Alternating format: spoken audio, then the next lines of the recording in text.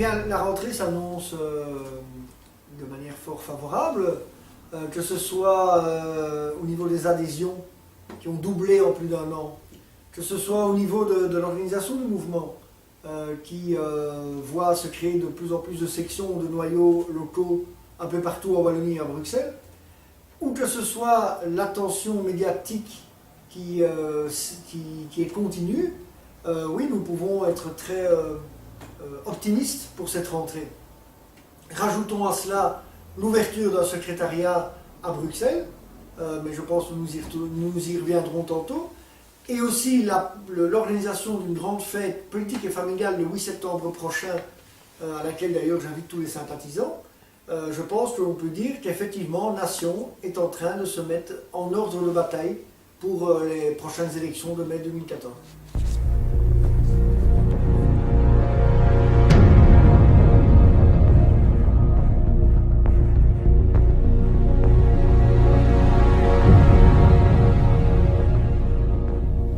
Tout à fait, parce que non seulement la dynamique qui s'était créée à l'occasion des élections ne s'est pas effacée, bien au contraire, elle a encore augmenté, mais aussi parce que les médias ont continué à porter de l'attention à nos activités.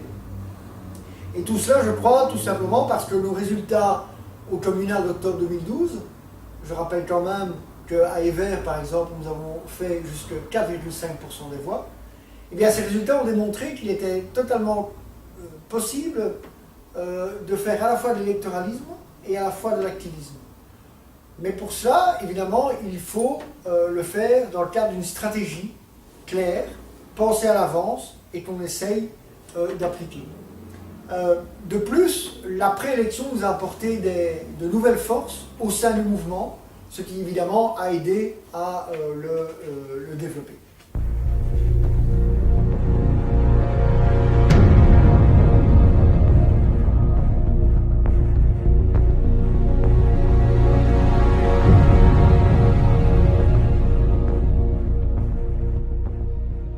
Avant tout, je pense qu'il faut quand même un peu éviter d'utiliser les grands mots. Hein. Historique, c'est peut-être un peu excessif. Disons que je suis peut-être, ou sans doute, un des leaders les plus connus du mouvement.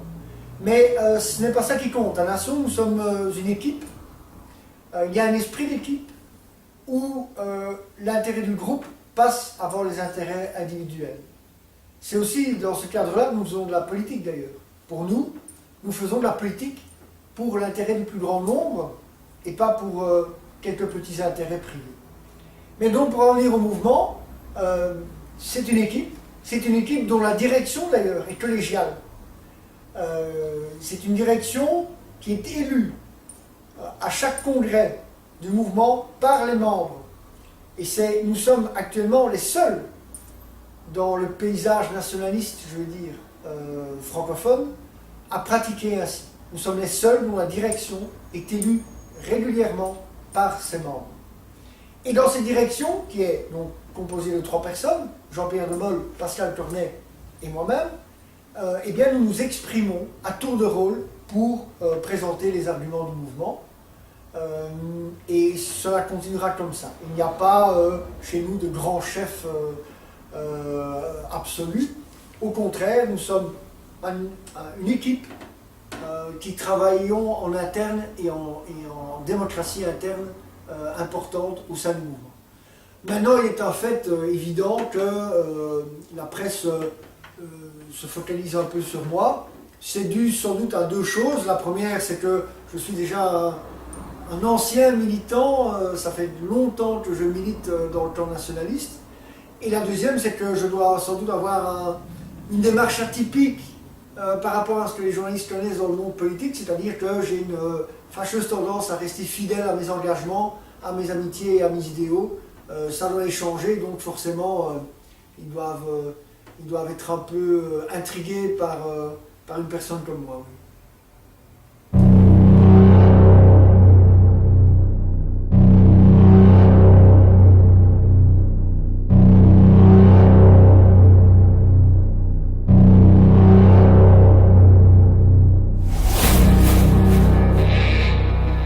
Avec le calme des vieilles troupes, je suis habitué à cette haine absolue de ces extrémistes de gauche qui prétendent de connaître de manière infaillible ce qui est bien et ce qui est mal. Ces gens qui utilisent contre nous des expressions telles que sous-homme, je cite, ou inadaptés sociaux. C'est-à-dire qu'ils utilisent contre nous le vocabulaire des idéologies qu'ils prétendent combattre. En fait, ce sont des chevaliers blancs de chez Aldi qui veulent faire oublier l'échec de leur modèle marxisant et multiculturel en se donnant un ennemi absolu, un grand Satan, qui serait ce qu'ils appellent l'extrême droite. Par rapport aux campagnes de calomnie, c'est toujours la même méthode, hein. On utilise des ragots, on utilise des articles mal écrits, on utilise des mensonges absolus, on fait un mix de tout et on lance de telles campagnes. Et on les lance d'autant plus volontiers qu'on pense pouvoir être protégé par l'anonymat des réseaux sociaux. Mais ceci dit, le fait que ces gens se focalisent sur Nation et sur ma petite personne, eh bien, c'est un bon signe. Cela démontre que Nation est effectivement la seule alternative et l'unique opposition à un système politico-financier dont ces autoproclamés antifascistes sont devenus en fait les serviles Schengen.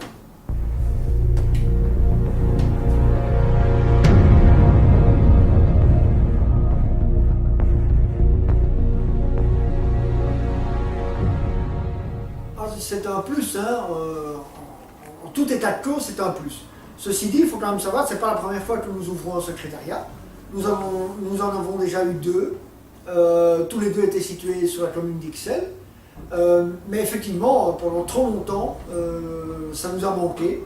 Et c'était une vraie lacune que nous pensons maintenant avoir réglée. Et je pense que c'est assez représentatif du niveau de dynamique et de développement de notre mouvement.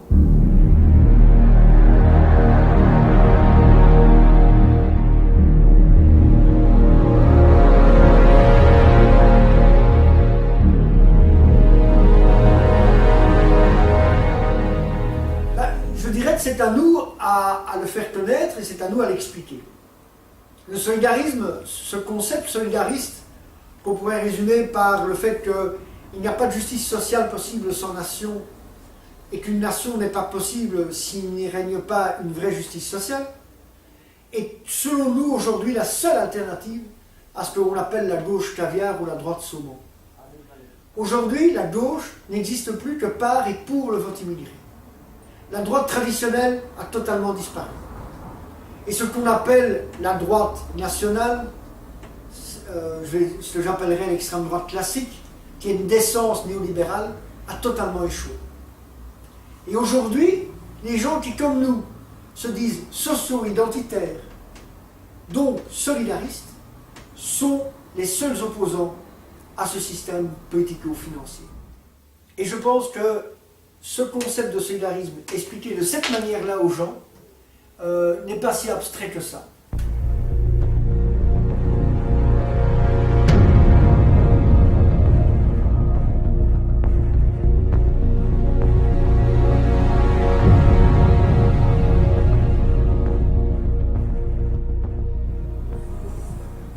Oui, nous sommes prêts au niveau de la dynamique du mouvement, au niveau de l'organisation du mouvement. Nous sommes prêts. Maintenant, il nous reste à nous faire connaître auprès du grand public. Il nous reste à convaincre le grand public. Et à essayer que ce public nous aide, en mai 2014, à donner un bon coup de pied dans le postérieur des partis traditionnels. Mais pour y arriver, il ne suffit pas de le vouloir. Il va falloir que les membres, les militants, mais tous les sympathisants de Nation nous aident. Comment? Eh bien, en signant pour parrainer nos listes, mais également en faisant signer pour nos listes. Et enfin, en nous fournissant, en se proposant pour être candidat sur nos listes électorales. Il faut savoir que le but est de se présenter dans toutes les circonscriptions de Belgique francophone. Et pour cela, nous allons avoir besoin de beaucoup de listes et donc de beaucoup de candidats. Et donc là, moi, je lance un appel à nos sympathisants pour qu'ils nous aident à faire cela. Qu'ils écrivent à l'adresse mail info@nation.be et qu'ils demandent des formulaires de signature, de parrainage de nos listes pour signer, pour faire signer, et qu'ils nous les renvoient. Qu'ils nous écrivent, qu'ils nous contactent pour se présenter sur nos listes. Nous en avons besoin, c'est très important, sans vous, nous ne pouvons rien faire.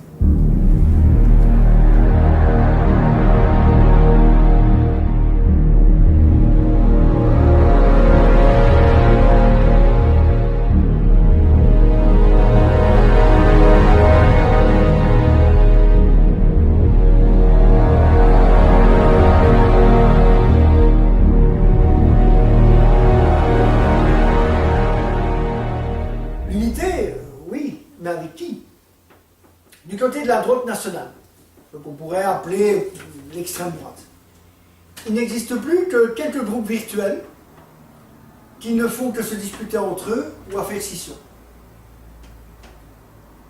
Ce sont de véritables armées mexicaines où il y a plus de responsables que de militants. D'un autre côté, il y a ce qu'on appelle ces micro-partis populistes qui se disent eux-mêmes à la droite du MR. Eh bien, selon nous, quand on est à la droite d'un parti traditionnel, quand on est à la droite d'un parti du système, eh bien, ça veut dire qu'on s'identifie soi-même comme étant à droite du système. Or, nous sommes opposés au système politico-financier dans son ensemble. Et d'ailleurs, ces gens qui ne sont pas ou plus au MR, eh bien, leur démarche, elle n'est pas due à un problème idéologique, elle n'est pas due à un soudain retour de patriotisme, elle est due tout simplement au fait que ces gens n'ont pas eu les places qu'ils voulaient, ou ont eu des problèmes d'ego, ou ont eu des problèmes de personnes. Il n'y a rien de politique, il n'y a rien d'idéologique, il n'y a rien de patriotique là-dedans. Et donc, ces gens se disent à droite du système, et bien qu'ils y restent, nous n'avons rien à voir avec le système. Mais, ceci dit, il faudrait peut-être poser la question de manière inverse. Pourquoi est-ce que tous ces gens-là ne rejoignent pas ce qui est aujourd'hui, de l'aveu même de l'extrême gauche ou des médias, la seule force militante organisée de Belgique francophone dans le camp nationaliste? Ça, c'est la bonne question.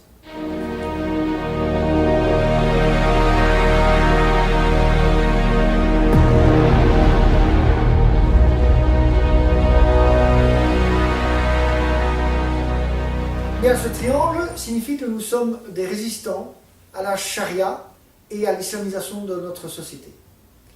Nous pensons que c'est un acte bien plus courageux et bien moins conformiste que ceux qui portent un triangle rouge contre, entre guillemets, l'extrême droite. Parce que très franchement, quel est le risque aujourd'hui de se dire contre l'extrême droite? Quel est le risque physique? Quel est le risque social? Quel est le risque professionnel de se proclamer contre l'extrême droite? Il n'y en a aucun, bien entendu, en Belgique. Par contre, s'affirmer en opposant à la charia, c'est autre chose. C'est un vrai acte de résistance, même s'il est symbolique. Et nous encourageons tous nos sympathisants à commander ce triangle vert et à le porter et à montrer qu'effectivement, il y a une résistance, une vraie.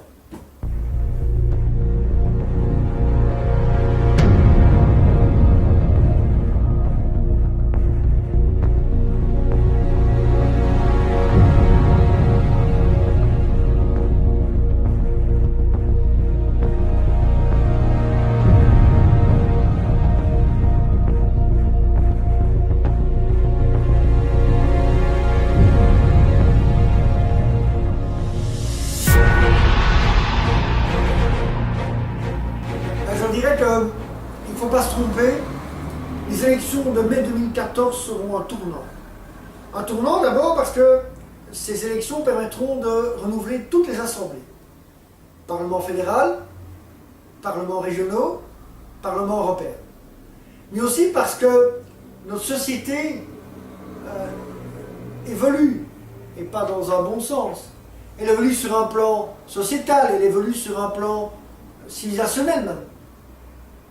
Et le problème et le risque est que si en mai 2014, il n'y a pas des représentants identitaires envoyés dans les différentes assemblées, eh bien cela deviendra de plus en plus difficile. Cela deviendra de plus en plus difficile parce que certains votes communautaires vont peser de plus en plus lourd. Si on compte en plus certaines règles qui ont été mises par les partis traditionnels pour justement essayer de limiter le plus possible l'accès aux assemblées aux petits partis, il faut bien se dire que c'est sans doute la dernière occasion d'envoyer au Parlement des élus solidaristes et identitaires. Il faut donc bien penser à cela, ne pas perdre votre voix à voter pour des petits partis populistes qui, comme tous les autres avant, ne feront rien de votre voix, et aussi nous aider en militant, nous aider financièrement, nous aider en faisant signer pour nos listes, nous aider en vous portant candidat sur nos listes. Il faut que le 26 mai 2014, au lendemain des élections, eh bien, il faut que dans des assemblées, des gens soient là pour défendre notre mot d'ordre, les Belges d'abord. Et pour cela, la seule solution, c'est d'aider la seule alternative, l'unique opposition, le mouvement national.